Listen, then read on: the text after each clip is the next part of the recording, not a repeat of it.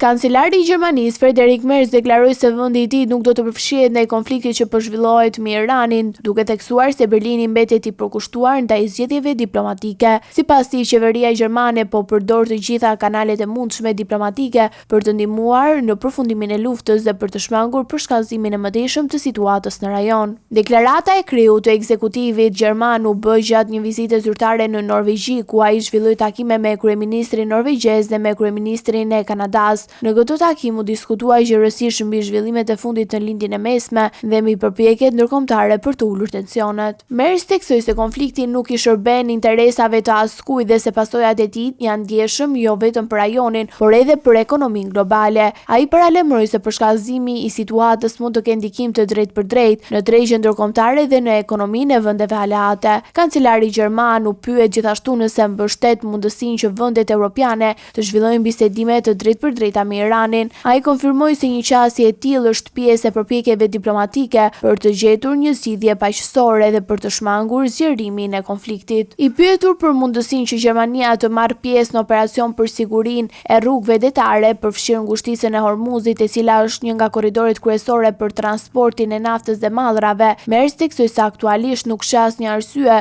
për një përfshirje të tillë ushtarake. Sipas tij, përpjekjet e Gjermanisë janë të fokusuara në përfundimin e konfliktit dhe në mbështetjen e stabilitetit dhe paqen në rajon. Gjatë qëndrimit në Norvegji, kancelari gjerman së bashku me drejtuesit e Norvegjisë dhe Kanadas ndoqi nga afër dhe një stërvitje të madhe të NATO-s, e zhvilluar në territorin norvegjez. Stërvitja synon të riafirmojë gatishmërinë e vendeve anëtare për mbrojtjen e rajoneve veriore dhe për forcimin e bashkëpunimit ushtarak mes aleatëve.